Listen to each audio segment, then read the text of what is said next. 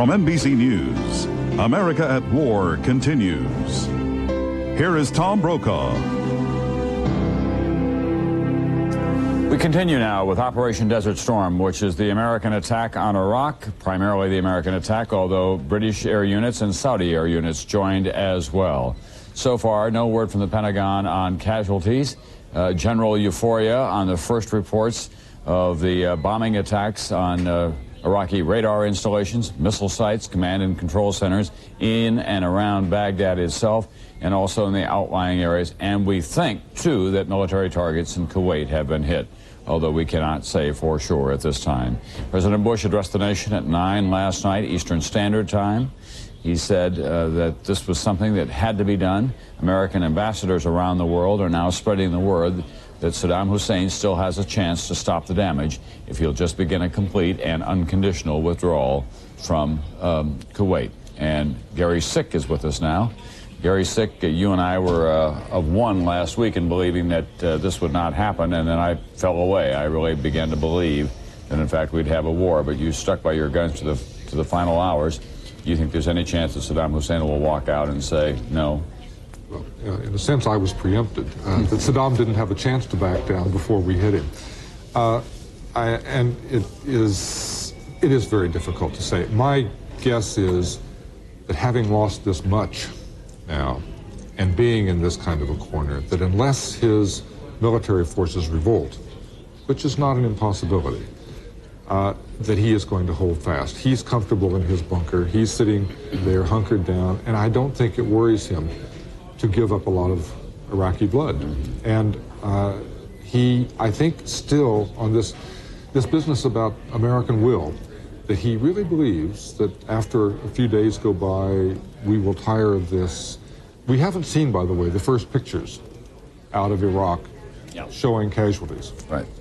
And I suspect that that will, in fact, make a considerable impact here when we find that a missile strayed off target, hit a hospital, ran into a school, blew up a housing complex, something of the sort. And that sort of thing, it seems to me, is inevitable. Although I dare say that I think that if they had those pictures, we would have seen them by now, because they've had a chance to transmit them. It is daylight hours there. We do know that they are getting telephone calls out and other kinds of reports out.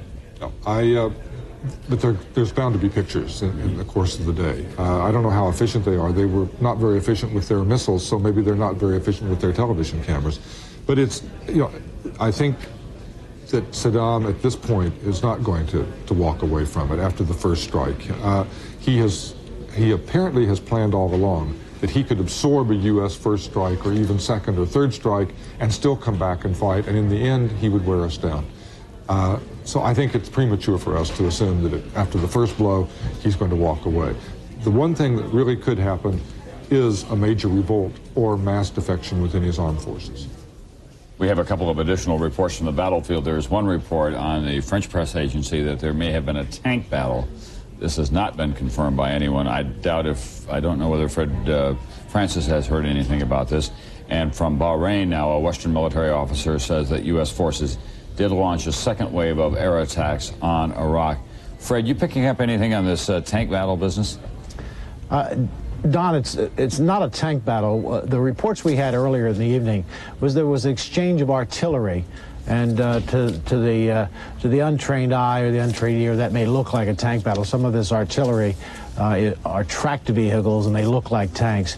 But we have been told authoritatively that there's been no tank battles and no mobile ground battles between the two forces. The United States has attacked some tank positions in Kuwait, but not with other tanks, with some of the aircraft we saw earlier. And so no tank battles that we know of, Tom. All right, Fred Francis, we'll just tell you that we do think that there's been a second wave of attacks that was reported from the Baghdad area, and it is likely that that's going on in other parts of Iraq as well. The jets left about 2 hours ago, just after 8 a.m. Baghdad time. They were American and British. They took off from bases around the Gulf region, and they were going after additional targets. It's one thing to think that this is a big, powerful superpower going after a little third world country, and that we can get away with whatever we want to. But we have believed that in error in the past. And these are people who have a real resilience about them, and that is not to be, I think, underestimated on their part. As for their loyalty to Saddam Hussein, well, it is being severely tested right now. He was not the kind of religious fervor leader that the Ayatollah Khomeini is, but nonetheless, over the years, he's been managed to get control of his country. Wouldn't you agree, Gary Sick? Absolutely. And these things are always a mixture. For instance, there are people today in the Soviet Union, with all of the publicity, who still love Stalin, who believe that he was the great, noble leader, the only man who was strong enough to carry the Soviet Union through really difficult times. There are undoubtedly many, many people in Iraq who feel exactly the same way about Saddam Hussein, though he is a tyrant cut from the same kind of cloth. Yeah, I was struck being there over the weekend that, for example, when the American embassy was evacuated and there was the threat of war, there were no Iraqis marching on it. He could keep that under control, or he could have triggered it at will, because they would fill the streets with anti-American demonstrations. But he didn't do the Iran trick of going after the embassy. No. And it's his control. I was struck by the same thing. I was in Baghdad last spring, and you see many fewer police on the street of Baghdad than you do on the street of New York. People are afraid to do anything. And anybody who gets out of line knows that they may be cut off immediately. What that, of course, implies is that everybody walks around in terror all the time. You never know if your neighbor is listening on you, reporting on you. You never know if your telephone is bugged. You never know wherever you're safe and whatever you can do. You're even afraid to think and speak out loud at night. This is the kind of a society he's in. But it is firm leadership, and there is a proportion of the population that is well, and he's managed to get all the trappings of that kind of thing going on, of megalomania. I mean, the uniforms, the cars, the Armani suits. And if you have the big placards standing up at every street corner glorifying Saddam Hussein, a lot of people, it's like good advertising. I mean, this is massive advertising of a kind that we can't imagine in terms of a political personality. I ran out of ways of describing his various poses. There was one pose as the college graduate. There was another pose as the imperial leader in his braided uniform. There was a pose in a desert sheikhdom, kind of Lawrence of Iraq, on a white Arabian stallion. There was a pose in a military uniform, kneeling and praying. We know that he's not a very religious man. I mean, you cannot believe the big lie until you go to those countries where it is being carried out. It's absolutely true. I was told when I was there, though I didn't see it myself, that they have whole photo exhibitions that are nothing but pictures of Saddam. That's all there is. It's just different photographers have used the camera to express their view of Saddam Hussein. I think it's impossible for people outside that kind of a society. And you can go to the souk and buy watches with his, and it's not a joke. I mean, it's serious stuff, with his face on the face of the watches as well. He grew up in a small village. He was abused, by his own description, by a wicked stepfather, I think, and then he moved in with, what, an uncle who had great passions about the West. Once wrote a tract in which he said God made 3 mistakes when he let us have Persians, Jews, and flies. So it's that kind of climate in which he's been living for most of his life.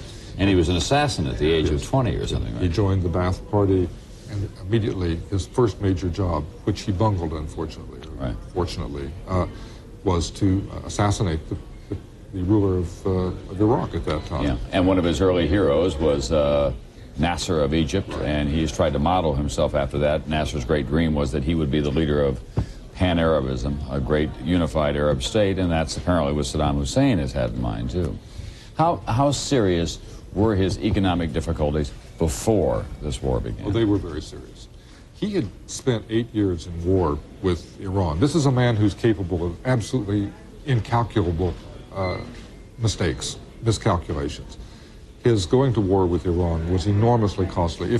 If you're an Iraqi and you ask yourself the old Reagan question, are you better off today than you were 10 years ago, in this case, in 2 wars past?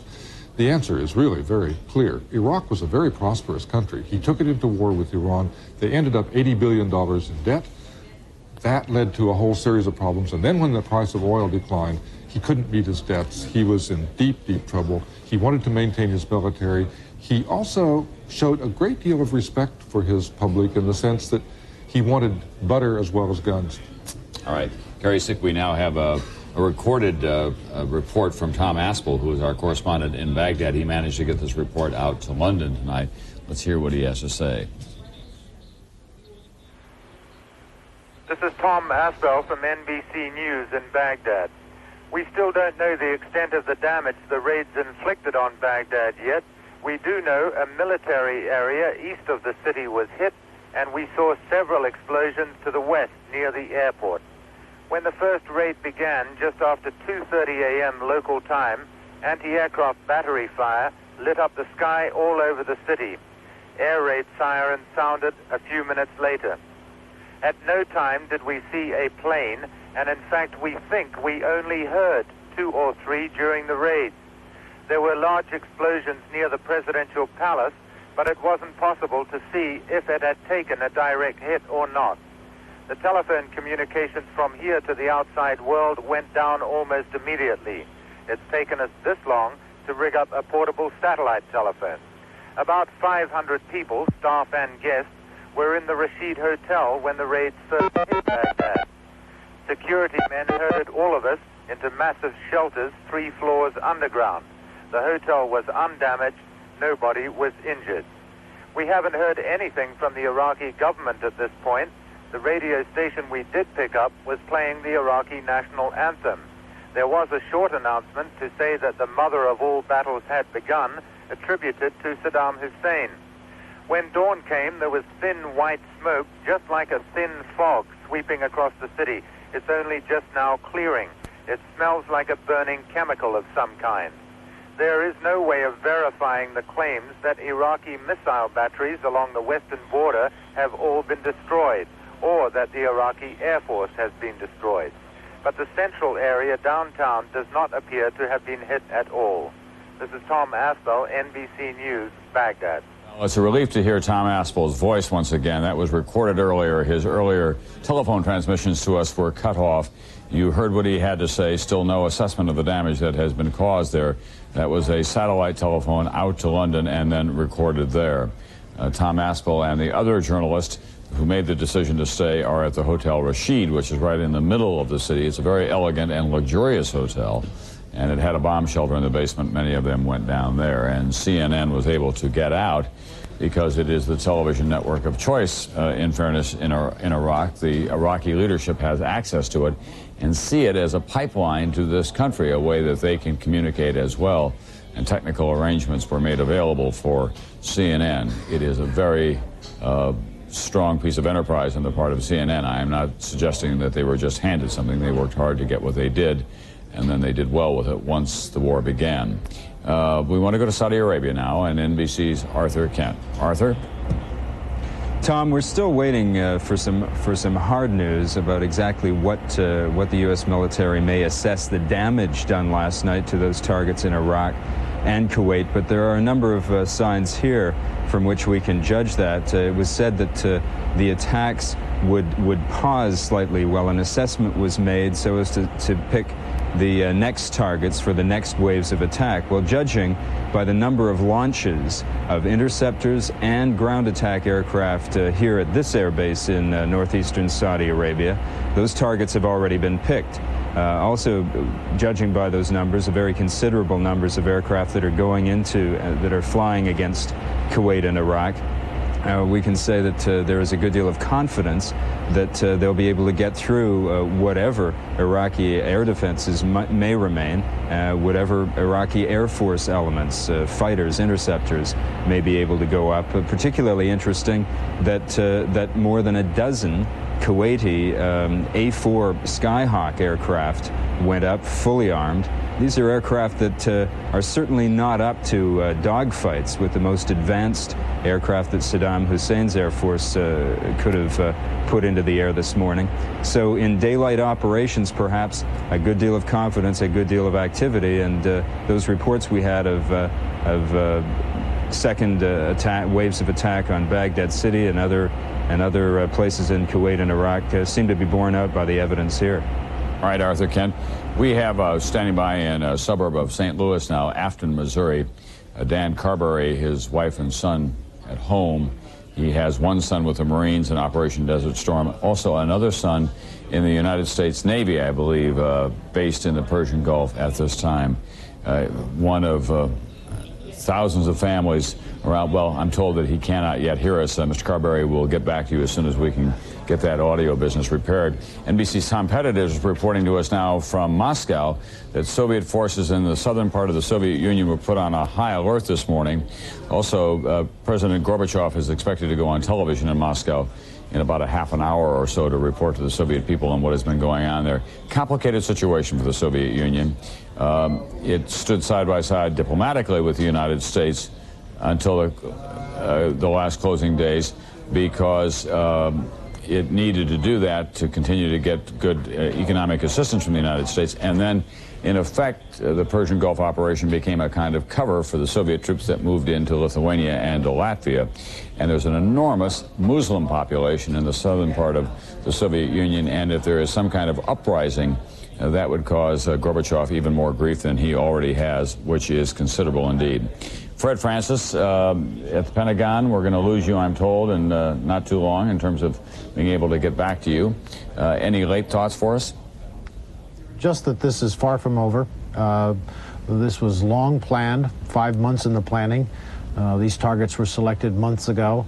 These pilots, these American pilots, Saudis, Kuwaiti pilots, British pilots, knew their targets for a very, very long time. And the targets in the days ahead were considered secondary and tertiary targets. And I really think that that there's going to be a real evolution in this thing. It just cannot go all one way. Wars don't happen like that, and especially against a force as large as Saddam Hussein's. So I think we're in for a very few tumultuous days, Tom. All right, Fred, this business about that I've been telling you all weekend about what he had been saying while I was there, that he could take these two waves of attacks and then emerge and be victorious. Does that concern the Pentagon? No, Tom. They didn't plan 2 waves of attacks. They planned 10 days of attacks, around-the-clock bombing. And I think what you're going to see perhaps later today or perhaps into day 3 are the B-52 bombers. When the Pentagon, the Central Command, is absolutely certain that they have air superiority, in other words, the Iraqi Air Force has been destroyed, when that's a certainty, when they are certain that Iraq's missiles on the ground, the ground-to-air missiles, air defense missiles, the long-range ones are taken out, when they are certain of that, then the B-52 bombers will come in, and it's a whole new ballgame then, Tom. B-52 bombers are devastating. One bomber can drop 30,000 pounds of bombs on pre-selected targets. It's like nothing Saddam Hussein or his large army ever saw in its 8 years with the during the Iran-Iraq War. It'll be a whole new chapter in warfare, and that will turn the tide of this. I don't think, Tom, that there's any doubt that the United States and the Allies will win this. I think the only thing that is in doubt right now is how soon they will win it, whether it will be a 3, 4, 5-day campaign, or whether things won't go quite right in these later rounds and ground forces will have to be used. So it's not a question of will the U.S. win, but it's a question of when, how long this takes. And what some of the costs will be along the way, of course. NBC's Fred Francis, thank you very much for your stoic and iron seat of the pants duty there tonight. We've appreciated it very much, even though you and I will have to take a new course in airplane identification before this is all over. Correct. In a St. Louis suburb of Afton, Missouri, is Dan Carberry now with his wife and son at home, and they have been paying very careful attention because Dan Carberry has a son with the Marines in Operation Desert Storm and a son with the Navy as well. Mr. Carberry, what are your thoughts tonight? Well, a lot of fear, a lot of concern and hope, prayers. Tell me about your son who's in the Marines and the last time you heard anything from him. Well, I heard from Chris. Chris is in the Marines. I heard from him the Sunday before the peace talks were supposed to begin, approximately, 2 weeks ago. Mm-hmm. And I was optimistic, and I told him that, but he told me not to be because he really felt that they didn't think anything was going to come of it because of Hussein. And your son in the Navy, is he in the Persian Gulf area? Yes, as a matter of fact, I'm positive that Danny's ship is a nuclear cruiser, and I'm positive that he was probably one of the young men involved in the missile attack early in the first wave. Because they had Tomahawks on board his ship? Correct, Yeah. Absolutely, Yeah. yes. For those of you who are just catching up, that's the cruise missile that was used for the first launch. Well, tell me what it's like to be a parent and to be simultaneously a citizen and watching the President of the United States and his invoking, really, this country and the call for everyone to rally behind this cause, and to know that your sons are out there on the firing line. Well, I've been glued to the television ever since you broke in early this evening and told us what was happening. And with the president's speech, I was very hopeful. I have all the confidence in the world in the president. I'm behind the president. As a matter of fact, back in September, I wrote him a letter and told him that I was behind him, and I just prayed and hoped that my main concern was that it wouldn't be another Vietnam. I lived through that, and I want and pray that even these peace people, that I understand their feelings, but we have to support these young men and women over there. How's Mrs. Carberry doing and your other son? And what's his name, by the way? What are their names? This is Ryan. He's hanging in there. He's just concerned. He wants to make sure that both the boys are going to be fine, and he keeps asking me if I think they'll be okay. And of course, I tell him that we're praying and hoping, and can't wait for it to be over and for the boys to come home. Is Ryan getting some help at school and in other areas as well with questions about this, about what's going on? Yeah, they've been great.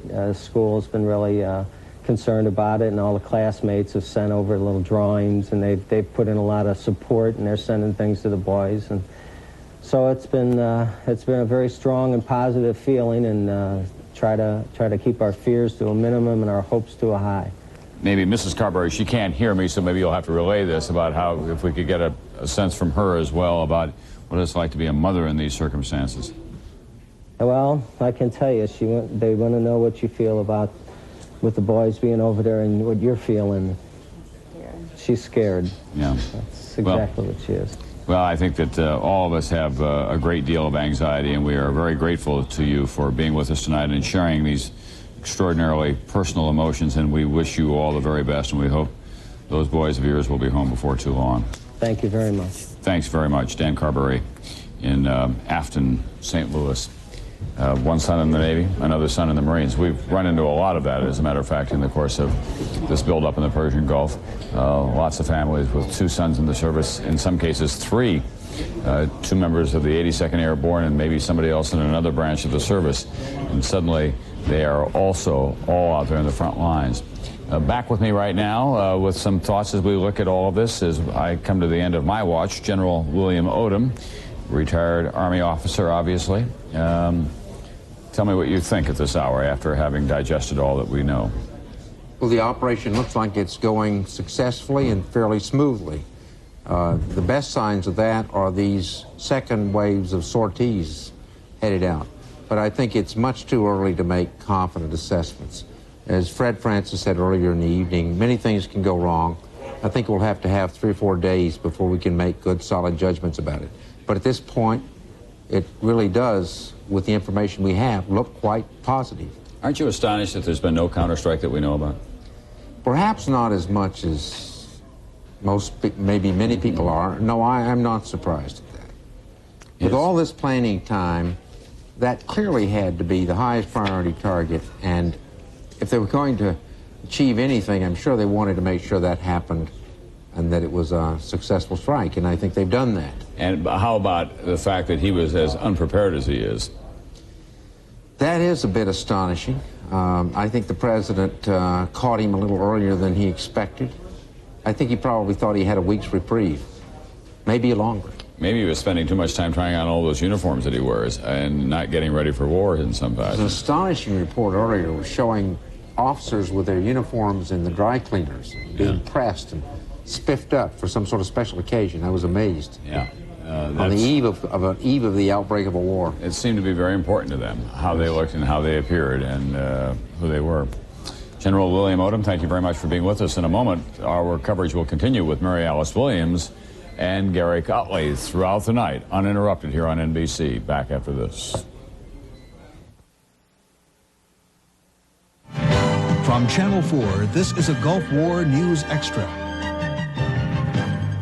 Good morning, everyone. I'm Sharon Puckett. It's just after 10 o'clock in the morning in the Middle East. According to officials, air raids have now resumed in Baghdad, and there have been several reports of more explosions throughout the city. An official in Saudi Arabia says the U.S.-led forces have now launched a second wave of air attacks on Iraq. The officer says fighter jets left just more than 2 hours ago, just after 8 a.m. Baghdad time. The planes were apparently both from the American and British forces and took off from several bases around the Gulf region. There's still no official word yet on damages so far, although unconfirmed reports say that damage to Baghdad's international airport was severe.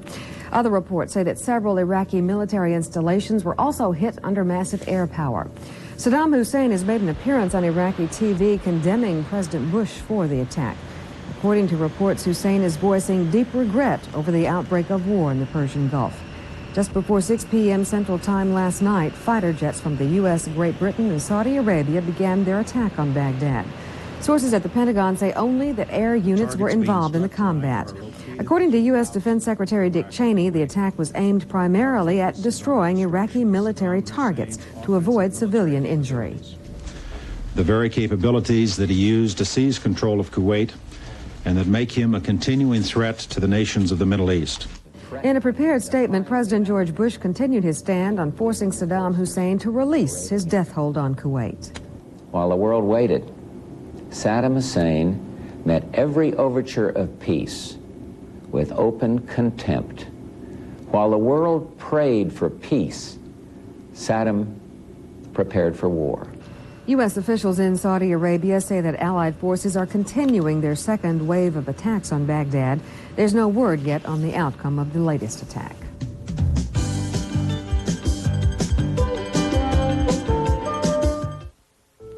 Imagine that the simplest book was just a collection of meaningless symbols. Imagine that you couldn't even count the change in your pocket. Imagine that you weren't sure of the number or names of the planets in our solar system. Imagine you didn't know the name of this man.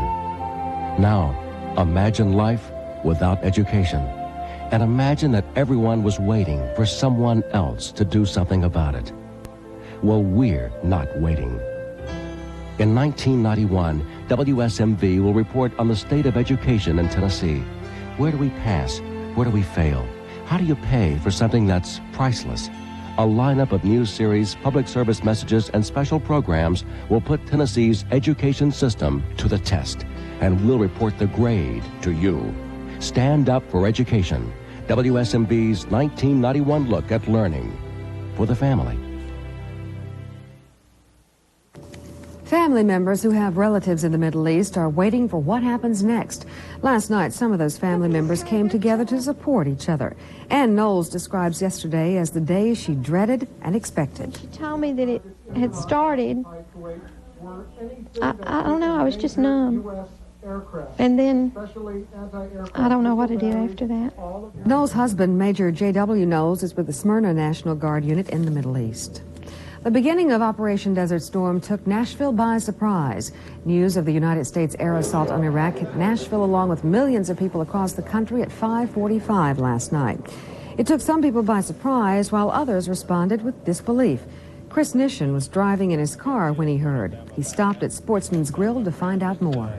I mean, I've never felt like this before. I mean, it's just, I feel like getting mad, and I feel like crying. I don't know what to do. Members of several area churches were gathered for what was supposed to be their normal services. Last night, those services focused on events unfolding in the Middle East. Taking a look at our weather, currently Nashville, 41 degrees under cloudy skies. Stay tuned to Channel 4 for continuing coverage of the war in the Middle East. NBC News will continue its 24-hour coverage of the latest developments of Operation Desert Storm.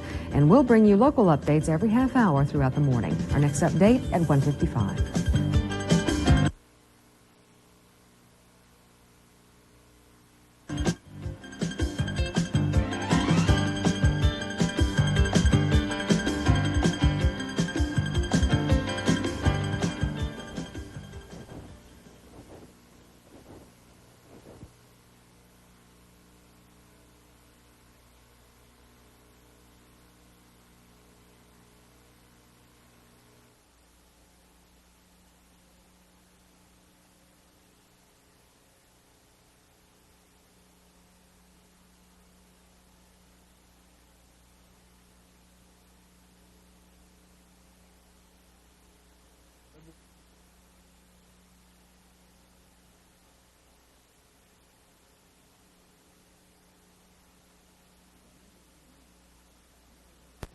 From NBC News, America at War continues. Here are Garrick Utley and Mary Alice Williams. Good morning or good evening, depending on what part of the country you are in. This is the shift change. Mary Alice and I will be here for the next several hours as we continue to cover events in the Persian Gulf, the conflict there. And we are going to be updating you right now with the situation in what is already morning or approaching midday in the Gulf area. Operation Desert Storm, that is now the new official military designation, is well underway. It began about 7 o'clock last night Eastern Time, 3 in the morning in the Persian Gulf region. Hundreds of warplanes from the United States, from Great Britain, from Saudi Arabia, and also some forces from Kuwait took part in the attacks against Iraq and positions in Kuwait. What you are going to be seeing and what we have been seeing throughout this evening are some of those planes. They were basically American Air Force F-15s and their crews who were preparing for their takeoffs and their missions from Saudi Arabia against the sites in Iraq. The Pentagon, in its briefing, says the initial attacks were very, very successful. President Bush addressed the nation last night saying the, quote, liberation of Kuwait has begun. He added that Iraq's President Saddam Hussein had, in the president's words, met every overture of peace with contempt. Well, this morning, Saddam, in a speech on Iraqi radio, it apparently was still functioning, called President Bush a hypocritical criminal. Those are the words, rather harsh words, Mary Alice, in his vow to crush what he called the satanic intentions of the White House. And at this hour, there are no confirmed reports of Iraqi counterattacks on Allied forces, though there is at least one report that Iraqi artillery had hit a Saudi oil refinery about 8 miles south of the Kuwait border. But that, as we say, is not yet confirmed. Reaction to the fighting has been about what you'd expect: promises of support from American allies, prayers for peace, and some angry demonstrations. In New York, more than 5,000 protesters demonstrated near the UN last night. Then they were chanting anti-war slogans. Now we want to get an update on what is happening in the military front, first at the Pentagon, where correspondent Bob Hager has taken over from Fred Francis. Bob, what's the latest there? Well, Garrick, the United States flew many hundreds of sorties during the night, and the attacks have resumed with the coming of day in Saudi Arabia and Iraq. The British and the Saudis also flew. The British flew something in excess of 50 flights at least, and the Saudis about 150. And they said that all of those planes, at last report, had come back. So as far as we know, not one single plane was taken out by Iraqi anti-aircraft fire. They also said that they had focused on military targets, command and control positions around Baghdad, missile sites and radar sites, and we understand they were particularly successful against those missile and radar sites, and chemical and biological facilities as well. The preliminary report here is that most of the raids were successful. Very, very encouraging, the Defense Secretary Cheney said earlier in the evening. He said that, again, no planes were lost. There were no confirmed reports that the Iraqis even got off a single Scud missile, and no Iraqi planes were known to have taken to the air. The Iraqis did fire some artillery along the border between Kuwait, the Iraqi-occupied Kuwait, and Saudi Arabia at U.S. forces. They were reported by one pool cameraman to have made a hit on a refinery. It was not believed to have been a major hit, but a fire may have been started. The U.S. also used, in addition to the many warplanes that flew during the night, they did launch some helicopters. Those would have been against close-in targets, again, along that border with Kuwait. So now, as you mentioned earlier, we're awaiting the results of the photographs, the first reconnaissance photographs to be taken during the daylight. Those will be analyzed carefully. For the time being, officials here are very pleased with the first night of operations. But of course, those photos will mean a lot, because I think it's difficult for pilots to tell exactly what they hit during their raids, and so the photos will tell us much more. All right, Bob Hager at the Pentagon. It's going to be a long night for you, a long night for us, and those who are tuned in for this coverage on NBC throughout this evening. Mary Alice? And now to the center of the action, Saudi Arabia, from where that gigantic airborne armada took off in the cover of darkness last night. Art Kent is still standing by, as he has through this night. Art, what have we got? And with me, Mike Betcher. We are beginning to get, Mary Alice, the first details of some of the individual strikes that took place in Iraq last night.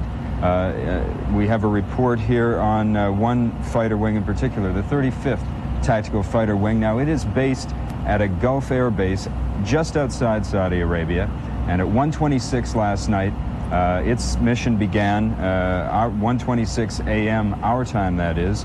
with a dozen F-4 Wild Weasel electronic warfare planes flying into Kuwait, flying into Iraq, jamming Iraqi anti-aircraft missile batteries. Next came a wave of F-18 Marine Hornet aircraft and A-6 Intruder attack aircraft, and they were also aided by Prowler electronic warfare planes. So again, this aerial ballet, this coordinated strike, jamming Iraqi defenses and coming in with a specific strike just outside of Baghdad city, precisely 3 o'clock in the morning, 7 o'clock in the evening your time. They made a successful hit on a SAM anti-aircraft missile battery. And that gives you an idea of one target that was taken out in this massive raid. That would have included perhaps 20 sorties out of the hundreds that were flown last night. And Mike Betcher, what more can you tell us about the way the day unfolded yesterday? Well, you know, Arthur, as I went downstairs and looked and reviewed all of the interviews done yesterday on the pool reports from ships and from the front, there were many hints in the interviews of what was to come.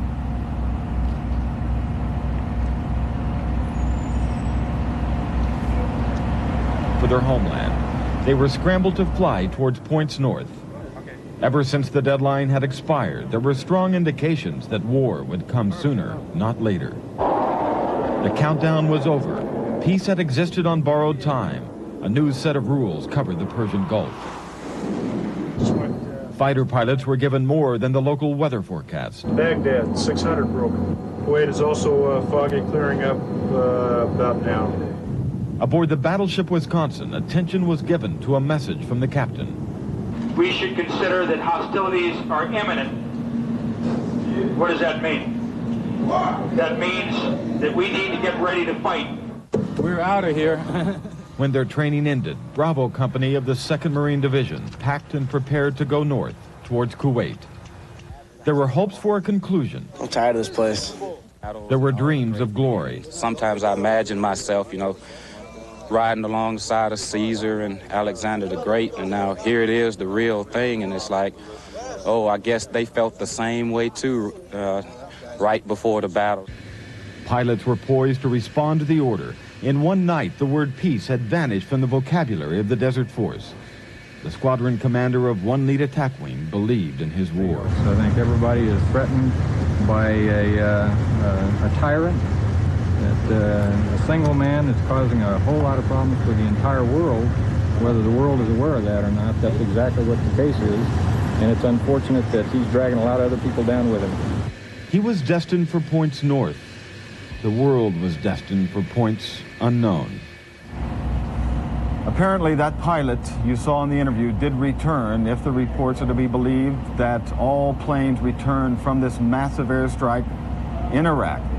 That pilot made it back. He told us in the pool interview on the tape before he left that he went through all of his pockets looking for personal items like pictures of his family, credit cards, any sort of ID that would identify him. That's standard procedure for a fighter pilot, for a combat pilot.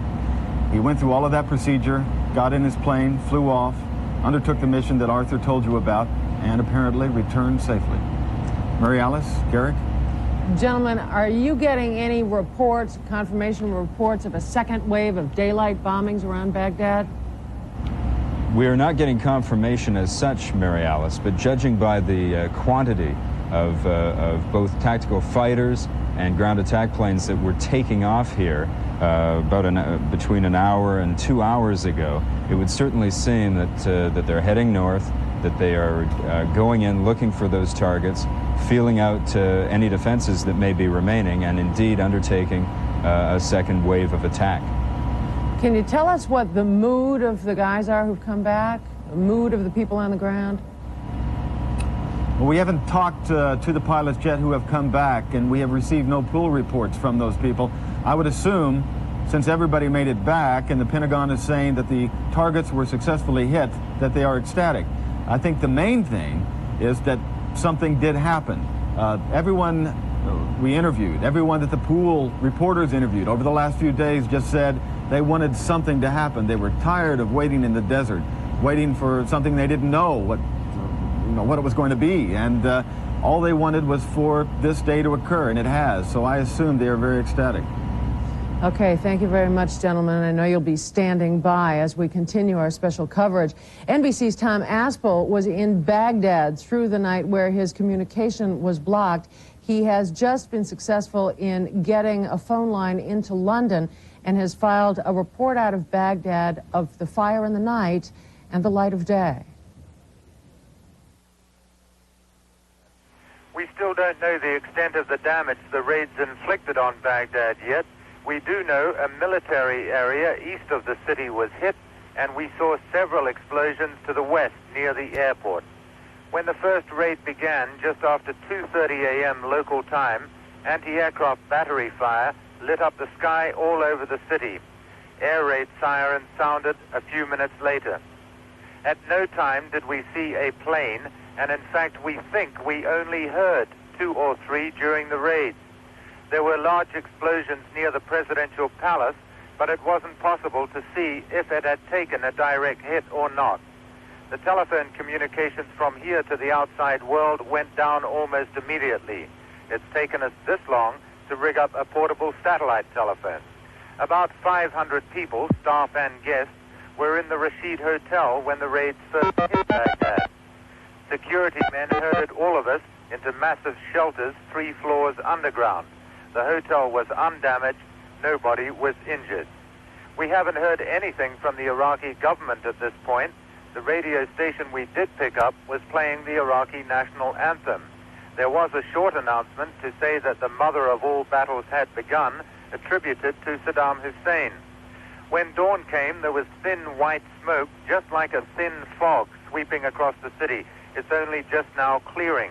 It smells like a burning chemical of some kind. There is no way of verifying the claims that Iraqi missile batteries along the western border have all been destroyed, or that the Iraqi Air Force has been destroyed. But the central area downtown does not appear to have been hit at all. This is Tom Aspel, NBC News, Baghdad. And of course, Saddam Hussein's whereabouts are unknown at this time, remaining a secret. We have gotten some indication, thin though it is, that Saddam Hussein plans to address his people on Iraqi television. If he does, of course, we'll bring that to you. Right now, we're going to Garrick Utley. Garrick?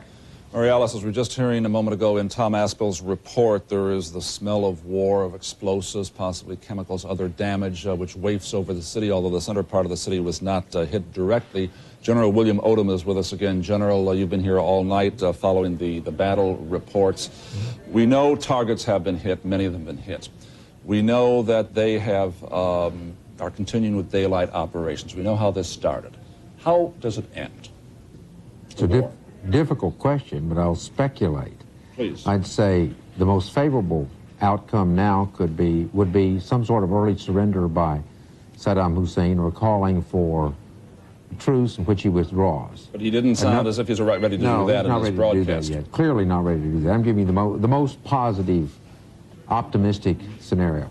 Another scenario could be that this insurgency movement or dissident movement, which one of the earlier speakers on the program this evening mentioned might be extant there, could overthrow him, and we could see a new policy as a result of that. Well, let's assume that doesn't happen. Then if that doesn't happen, eventually U.S. ground forces will have to go in and expel the Iraqi forces in Kuwait. Do they have to go in? We've discussed this before on other occasions, but if the air superiority has been won, if we have destroyed or will destroy in the coming days all of these targets we need and want to destroy, and if his forces are, to use the expression, sitting ducks there in Kuwait, why can't we just interdict the roads in and out of Kuwait and lay siege the way we've been doing so far?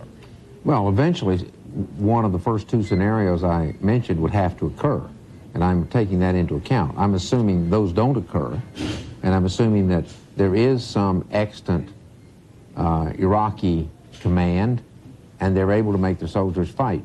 As long as that's the case, then we'll have a war on our hands. One of the most significant aspects of what has happened in these last several hours is not just what's happened inside Iraq, but outside of Iraq. There were no Iraqi attacks against Israel, no missiles launched or Iraqi planes attacked. There were, as far as we know, no missile or air attacks against positions in Saudi Arabia. Highly significant, I would assume. Very. Because it means that this war is now being fought on our timetable? Well, it means that Iraq has not been able to complicate the matter by getting the Israelis involved or having some adverse effect on the Saudi population. So we've confined the war rather considerably in that regard, and that's a major step, a major achievement. For, I think, running this set of scenarios out is much more likely and feasible now. Now, of course, we know the Iraqi Air Force doesn't have much of a nighttime fighting capability, but it's been daylight for several hours in Saudi Arabia. The fact that we have not yet seen any Iraqi planes trying to attack coalition forces in Saudi Arabia up to this point must mean that they have either are not able to attack or have decided they don't dare attack because they would have attacked by now. Should that give us an added cushion of security? Yes, about air superiority. However, I'm not certain that that's the case from what I've heard so far. I mean, we have no reason to believe that's not the case, but we haven't had it confirmed that something didn't happen up there. We've only had the Defense Department's brief assessment that the things were going well, but I haven't heard any details that would make me absolutely confident that there are no Iraqi aircraft. Because what we're really dealing with as we continue to monitor events there is the initial reports from the Defense Department. Apparently, so far, no reports of any of our planes being shot down. The attacks going off very well, according to Dick Cheney, the Secretary of Defense.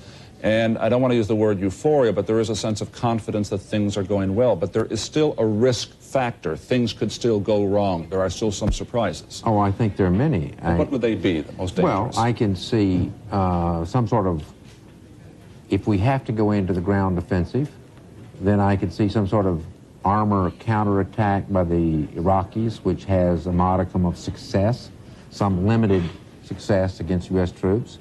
I could see an effort to penetrate some of these defenses in the south, which causes more casualties than we anticipated. But I don't see any of these things as turning the outcome of the war. I just see them as raising or lowering our sense of enthusiasm or optimism about the way things are going.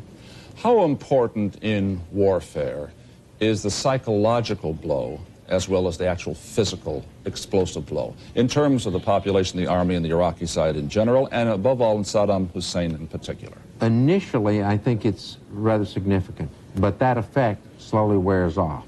People learn that they get up in the morning just like they normally did, or maybe not so normally, but they do eat, and they do their daily ablutions, and they accommodate to it.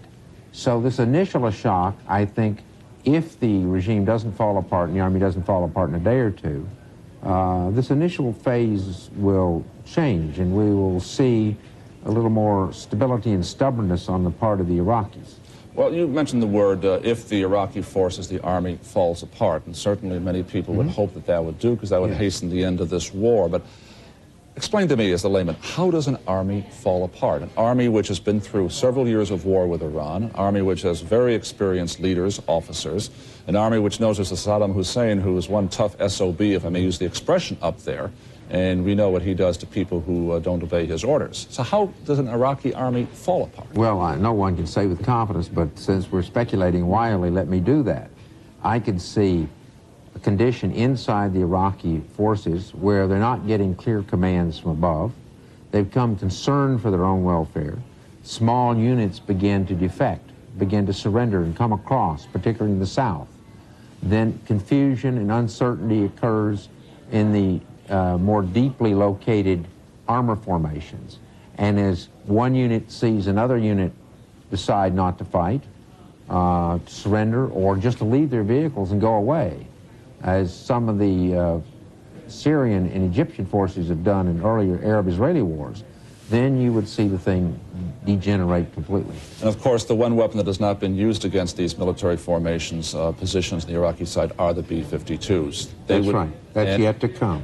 And when that does come, that would have a devastating impact, psychologically as well as physically. Having witnessed B-52 bombing runs in Vietnam, I must say I don't know how forces, soldiers, are able to sustain any kind of stability, psychological bearings under that kind of bombardment. But sometimes they do. They may well come once air security and superiority is absolutely certain over Iraq. That's right. General Odom, thank you very much. Let's go back now to Mary Alice Williams. Mary Alice. Thanks, Garrick. And on the home front, demonstrations erupted sporadically around the country as news of the first airstrikes spread around the country. The White House was ringed with 200 police officers to guard against any noisy demonstrations that have been continuing since Monday night, when people began holding vigils outside the White House to protest the possible attack. At the United Nations in New York and in New York's Times Square, people began to chant and march. In Boston, 65 demonstrators were arrested. And in Seattle, Washington, there are demonstrations. They have been ongoing. We go to reporter Brendan McLaughlin at KING TV. Brendan? Mary Alice, at its peak, about 2,000 protesters were here in front of the Federal Building. That's down to about 500 now. But they promised to be a constant presence here in front of the Federal Building, at least until the U.S. pulls out of this Mideast involvement. Now, the peace movement in Western Washington has changed over the last 24 hours dramatically. It's gone from a reverential, prayer-driven movement to a much louder, more boisterous activity. There are spontaneous marches that spring up around town and diverge and join up together in larger numbers. And for now, there have been no serious police problems. The main problem really being traffic. There have been some incidences of freeway overramps and the freeway itself being closed off because of protest activity. Now, with me now is a young man who's been very active in the Western Washington peace movement, Paul Loeb. Paul, I sense there's some frustration. All the peace activity up until now did not stop the wheels of war. Where do we go from here? I think it's going to increase. If you look 2 days ago, when there were 30,000 people here, it is larger than the march in 1965 in Washington, D.C. That was the first major march against Vietnam.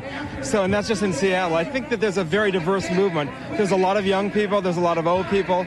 There are people who felt they've been betrayed in successive years by our involvement in Central America, the nuclear arms race, going back to Vietnam. Now, do you feel it could become more radicalized the longer we stay involved in the Middle East? Well, I think that in the sense that people begin to question that our authorities are right, that they are leading us down the right directions, and they begin to see that, in fact, they have betrayed both us and the men and women they're sending over to fight, not to mention the ones that our bombs are falling on. All right. Thank you very much. Paul Loeb, very active in the peace movement in Western Washington. This all falls under the heading of the Seattle Coalition for Peace in the Middle East. We've heard from a diverse group of speakers, from the Archbishop to the mayor, who urged protesters to, by all means, carry on, but allow other people to get on with the activities of their day and keep the streets clear. Mary Alice, back to you. Thank you very much. Brendan McLaughlin at KING in Seattle. And last night, I was standing in New York watching a peace demonstration walk by, and one of the things that struck me most powerfully was that there wasn't a man or woman in that crowd who seemed not to support the troops who were over there, who've been deployed to Saudi Arabia. That's a very important distinction to make when we talk about the peace movement and the correlation between the one that occurred 25 years ago during the Vietnam era and the one now. We're just getting 2 pieces of information about demonstrations. A car smashed into a group of anti-war protesters on the Brooklyn Bridge early this morning. According to police, one person may have been knocked over the side of the roadway into the waters of the East River. In Milan, Italy, Molotov cocktails were thrown against the United States and British targets in northern Italy early Thursday for the second night running. No injuries reported, damage very slight. The firebombs were thrown at the U.S. Library and a private English school in Milan. 2 Molotov cocktails thrown into the Turin offices of the U.S. airline Pan Am last night.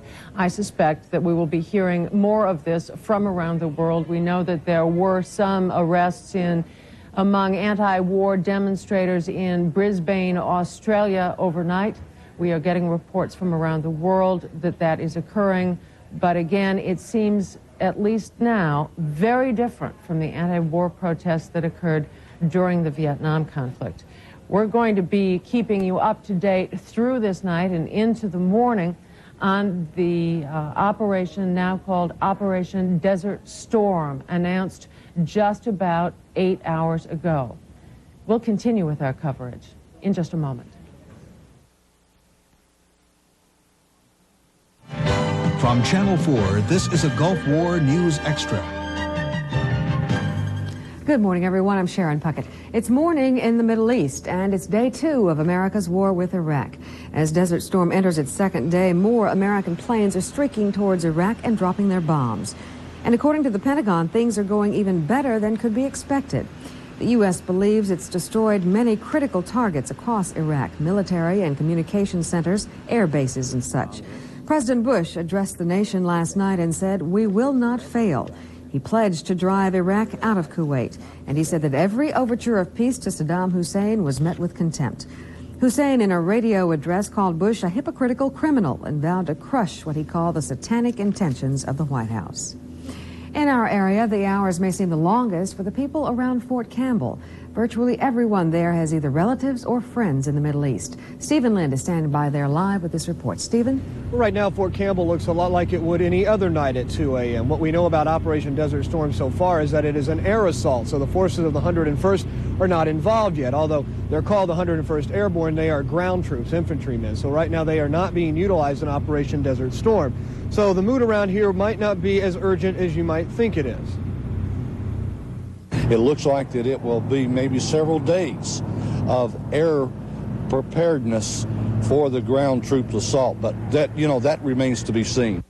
Now, to say that the mood is not urgent is not to say that no one here is concerned. Wherever there is a TV on in the city and around Clarksville and the area around the Kentucky-Tennessee border, people are gathered around it trying to catch the latest information. And the church services on Wednesday night turned to prayer services for those involved in the operation and for their families back home. The congregation's praying for a quick end to the conflict, as well as, of course, for peace. Now, there is no word out of Fort Campbell right now because they say they will not issue any statements until the ground forces are utilized. That has not happened yet. Again, there are 20,000 people from Fort Campbell there, including support divisions. We will have more for you in another hour and throughout the night. I'm Stephen Lynn at Fort Campbell, Kentucky. Stephen. We'll continue our local coverage of the events in the Persian Gulf War in just a moment. A special public service series created by WSMV for the family. Stand Up for Education. Education opens a lot of doors, but without it, many of life's doors stay shut. The experts say Tennessee is not making the grade in education. That carries a high price for our economy and our growth as a people and a state. The question is, when do we do something about it? We believe the time is now, and WSMV will be a part of that cause with Stand Up for Education. Stand Up for Education will bring you news stories, news series, programs, and daily For the Family messages on the health of our education system. You'll meet people like yourself, concerned citizens, parents, teachers, and children, as we look for real answers to education's problems. Stand Up for Education is our commitment to you and our report card for our children. It's WSMV's call to action. Join us. Stand Up for Education in Tennessee. It's time. As American-born families anxiously await the outcome of the fighting, so does an Iraqi-born family now living in Nashville. The Akrawi family has mixed feelings about the United Nations attack on Saddam Hussein's troops. They're sad for the potential loss of life, but happy that the world might be freed from a dictator. The Akrawis are from what used to be the country of Kurdistan, which is now part of northern Iraq. The Kurds have been persecuted by Saddam Hussein for years. Saddam used chemical weapons against the Kurds in 1988. The family hopes for a new government if Saddam is overthrown. We'll have another president there, and that we will get our freedom. We will get our country back, which is Kurdistan, which belongs to the Kurdish people. And we'll go back home and live there happily ever after. At the same time, the family is scared for friends and relatives still living in Iraq. Taking a look at our local weather, currently in Nashville, it's 41 degrees and cloudy. Winds from the west at 8 miles per hour, the barometer 30.12 and rising, and humidity 86%. Stay tuned to Channel 4 for continuing coverage of the war in the Middle East. NBC News will continue its 24-hour coverage of the latest developments of Operation Desert Storm. And we'll bring you local updates every half hour throughout the morning. Our next update at 2:25.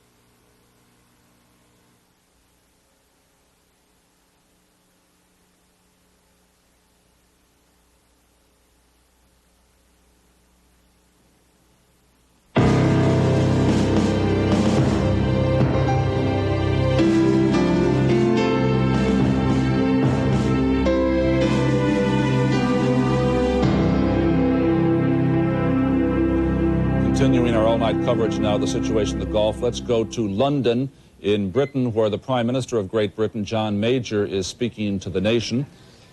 He is supposed to be speaking live. Concern. Prime Minister, can you tell us a little bit about your conversation with President Bush before this began? What was the sort of mood of the discussion that you had with him, and what was the format that you agreed, the context in which it would all work? No one enters into an operation of this scale or of this nature lightly. I've had a considerable number of conversations with President Bush about the possibility of us needing to use force at the end of the deadline over a considerable period of time. The final decision that we would use force if Iraq did not remove themselves from Kuwait was taken very shortly after the conclusion of the House of Commons debate on Tuesday. Prime Minister, do you